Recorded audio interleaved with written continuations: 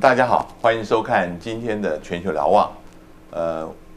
最近在古巴的情况，已经有一段时间大家没有关注了。但是自从川普总统上台以后，他对于奥巴马总统开始的跟古巴亲善改善关系的这个努力，做了180度的改变。我们今天特别邀请到日本这个经济发展研究所拉丁美洲的主任研究员山冈加奈子小姐到我们现场跟我们一起来讨论。Welcome, Ms. Yamaoka Kanoko. Thank you for being here. Thank you very much for inviting me to this program. Okay. Yeah. First of all, I said it before in my brief introduction that Trump is taking just about anything but Obama approach on foreign policy. That also include Cuba.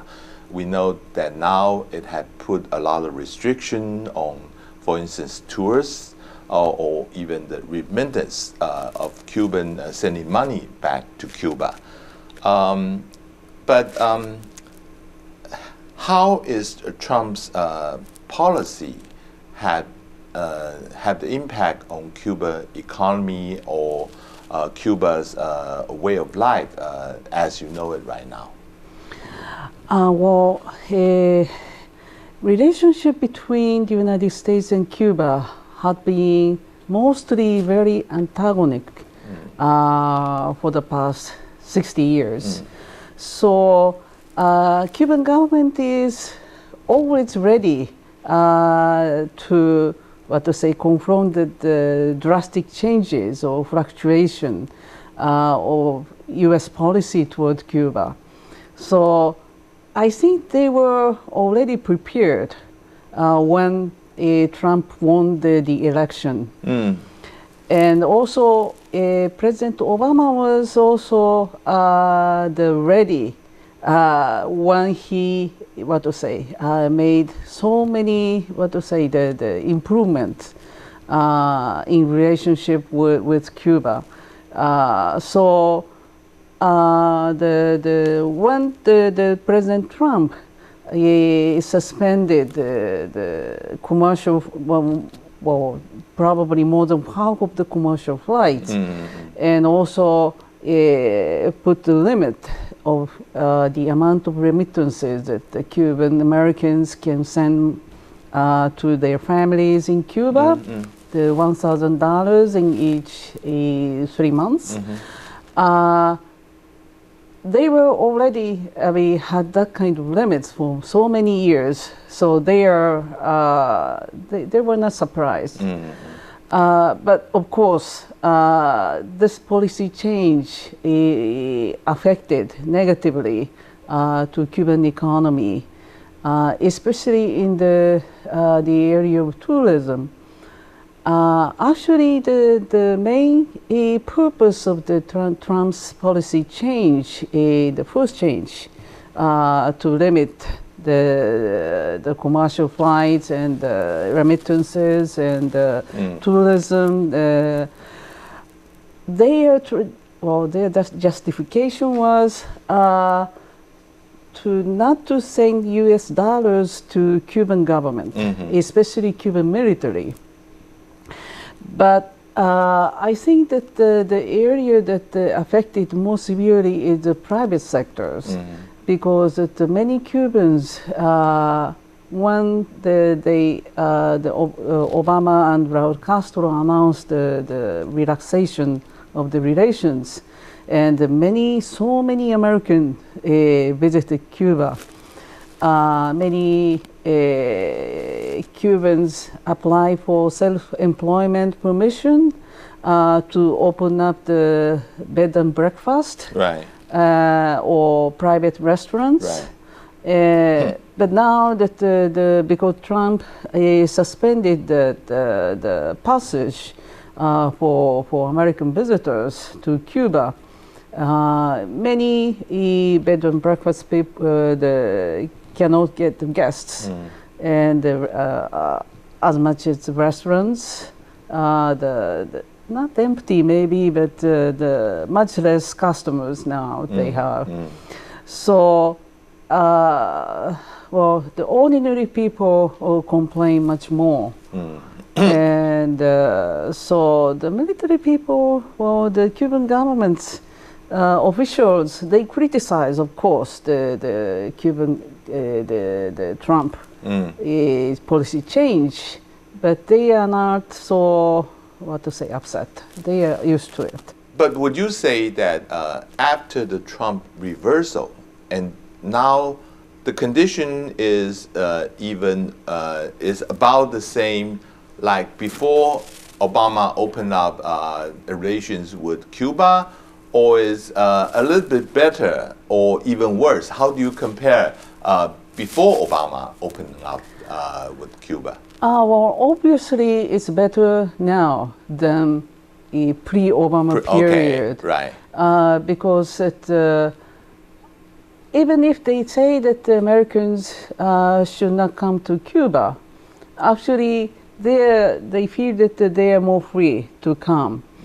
And they can make some reason to, for example, journalism or education or humanitarian purpose or religious connections or something that there's 12 categories that the U.S. government permit for travel to Cuba. So they are more, how to say, and also the commercial flight were not completely suspended. For example, when I go there, I use American Airlines. They what to say? They used to have the flights before the revolution, so now they recovered. It's I think the 5 or 6 flight daily to Havana between Miami and Havana. They are not suspended, so almost every 2 hours you can get into the flight to Havana. There is, however, a legislation, Herman Burton Act. I was told that this was reintroduced last year by the National Security Advisor John Bolton, saying that American, if you are Cuban American or American, can bring up suit against any property being privatized, being nationalized, that used to own by private individuals, and then claim for that. So a lot of foreign investment, when they want to have a joint investment with the Cuban government, they are afraid that, what if this property used to belong individual in America? That would bring some trouble with my investment. This act was there for a long time, but for the past 20 years, it had been suspended by the previous administration. Only now, the Trump would bring it back. So would that have the deterring effect on the foreign investment right now? Maybe, because that Title III of the Helms-Burton Act is international, under the international agreement, international law, it is illegal. Okay. This is a violation of domestic jurisdiction. So, European Union and Canada both are claiming that they would not accept the application of that division provision. So actually, yes, Trump said that they permit that the former owner of the property confiscated by the Cuban government after the revolution, they can claim the compensation to the current owner, foreign owner. But actually, maybe they are afraid. They know that it is against the international law, so they never sue the foreign companies. Okay. Ironically, the only 2 cases they both sued Americans, American companies who are using the properties owned by another American.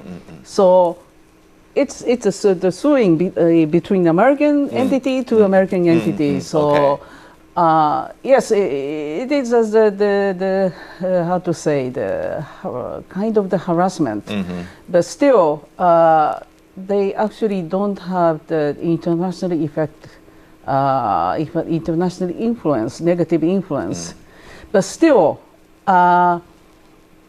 foreign firms actually try to avoid usually the former U.S. properties when they invest to Cuba, because they know always that that possibilities being sued.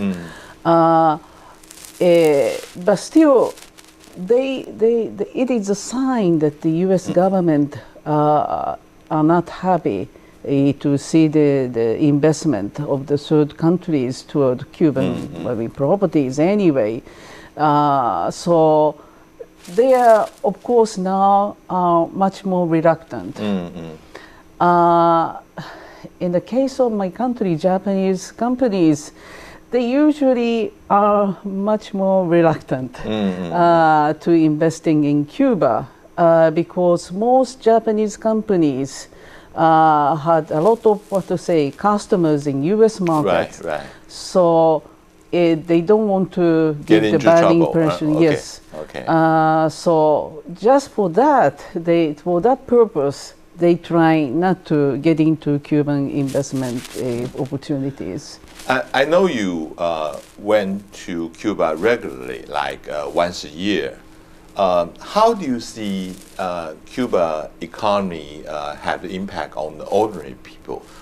There's some reports saying that there's rationing on the, like chicken or some of the necessary product of ordinary life. Is it because of the U.S. reimposing its sanction, or is it because some other factor? For instance, Cuba have been very heavily reliant on Venezuela oil. That the situation in Venezuela, up and down, that is really have the impact on Cuban economy. I think all the factors are affecting to ordinary people's life, living the daily life. But depend on how they are working. If, for example, they are doing some business in private sector, like the self-employment project, they are more affected by Trump's administration's reversal of the policy toward Cuba, because the fewer tourists came in. But rationing is actually affected by the macro level economic performance of Cuban government. So it's probably affected by the change of amount of Venezuelan oil. Okay. Because Cuban government, while receiving the Venezuelan oil, I think that probably half of the oil will be re-exported and earn hard currency in the international market. The Cuba is not consuming all the oil, no. And half of the oil is re-exported to other countries. Yes. This is the way to earn hard currency. They did it during the Cold War. Right. They sold the Soviet oil in the international market. Okay. And now that they are selling also Venezuelan oil in the international market, and they earn hard currency, and using that hard currency they import the beans and chicken and whatever the consumer goods, because they are how to say it in English? The self-producing rate or their food. I think it is Self-sufficient rate? Yes, it's self-sufficient rate, yes. Okay. It is the less than 20%. Okay. Mostly they import it. Okay. So in order to import them, that you have to have the certain amount of the hard currency. So for that, they need to earn hard currency in order to feed their own people. And also the rationing system is not now the very good. For example, you cannot get chicken regularly, probably once a year. So and also the very small portion. So usually the ordinary people also need to have the hard currency to buy chicken in the dollar shop. And soap also. Probably the small portion of soap come in every 2 months. So it never be enough for ordinary Cubans either. So they need to buy additional soaps and detergent in the dollar shop too. So they need to, the rations help ordinary people's life, but usually we say that if you live only with rationed food, you can live probably 1 week or 10 days a month. Okay. So in the rest of the month you have to fight to earn in the street. Okay. And also the clothing, shoes, or some other things like bag or gasoline, all are sold in US dollars or US dollars or hard currency. So you have the rational system and you have the free market at the same time. Yes. Okay. Let me ask you, besides Trump is having a harsh policy on Cuba, and Cuba is also get itself involved with, U.S. is now pressuring Venezuela to change its government. And Cuba is supporting the current Maduro government. So would that also bring additional pressure from the United States as well? That is that kind the kind of the combination of the power game started probably last year. Okay. Because usually U.S. government were indifferent to the tie between Cuba and Venezuela, because it started in the 2000, so 20 years ago. But the U.S. president never cared about it. Right. And President Obama even normalized the relation with Cuba, while Cuba is maintaining the good relation with Venezuela, because Obama didn't care about it. Because they never recognized it as the issue of national security of the United States. So that's why they didn't care about it. But last year, when U.S. government officially recognized the confrontation with China, they realized that the ties between Cuba and Venezuela is also the tie with China and also Russia. And China is now getting into not only Cuba and Venezuela, but also all Latin American region and the Caribbean. So Trump administration decided to cut or get into recover the sphere of influence in the region again. So that's why suddenly the U.S. government started to say that Cuba is helping Maduro administration of Venezuela, or Maduro is a Cuban puppet, because according to President Trump, Maduro was selected not by the Venezuelan people, but the Cuban government, and also as a successor of Chavez. Yes. But even Chavez was also got a lot of support from the Cuban government. He could not get the treatment when he was dying with cancer. He was all the time in Havana getting the treatment in the hospital there. So the ties between Cuba and Venezuela, they started. Well, some people say that the 11 years ago, or more people say that even more 14 years ago, Chavez received security guards for him, or intelligence advisor, the Cuban advisor, so that they could oppress the opposition parties. But of course, Cubans send a lot of doctors for the Venezuela hospital and medical care. Yes, that's also true. But officially, it's the deal with Cuban doctors with Venezuelan oil.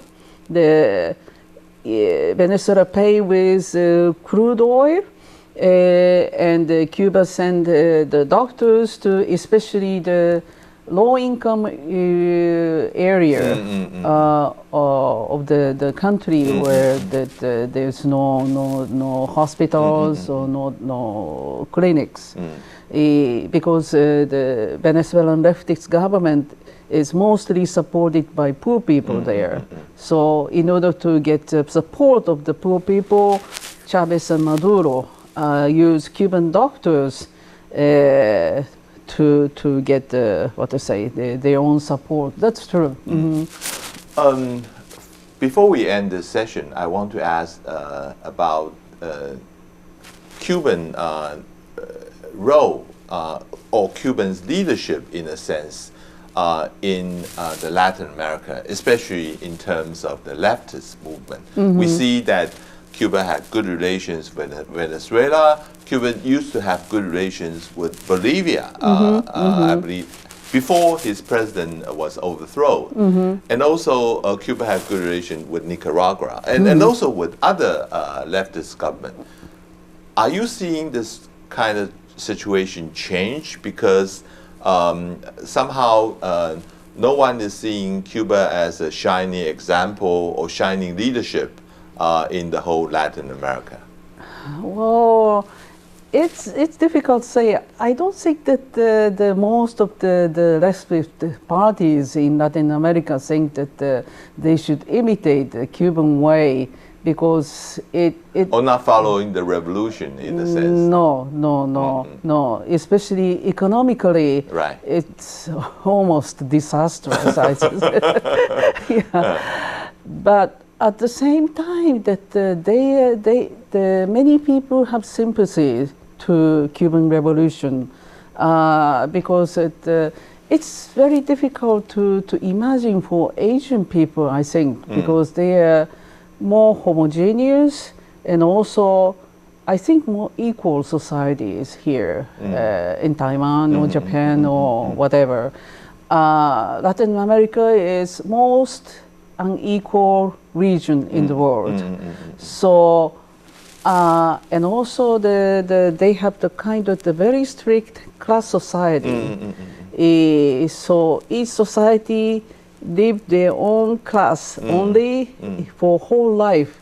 So they don't interact each other among the classes. So the nation, it never become integrated. So it's probably for me it's intolerable personally. And Cuba succeeded in destroying that legacy of the colonial social order, and they established the quite equal society, and also now there's almost no classes, and each person feel that they are part of the whole society of Cuba. I think that is the most significant accomplishment of the Cuban Revolution. So even for me, it's like this. So for leftist the politicians or scholars in Latin America, I'm sure that they also recognize that or acknowledge that good part of the revolution that they are not accomplished yet in their own country. We're going to discuss in the following session how Cuba has been transformed itself both politically and economically and in the recent years, and how do we see Cuba, especially if we do a comparison with other socialist countries who are doing the transformation. 我们等一下回来，我们继续谈。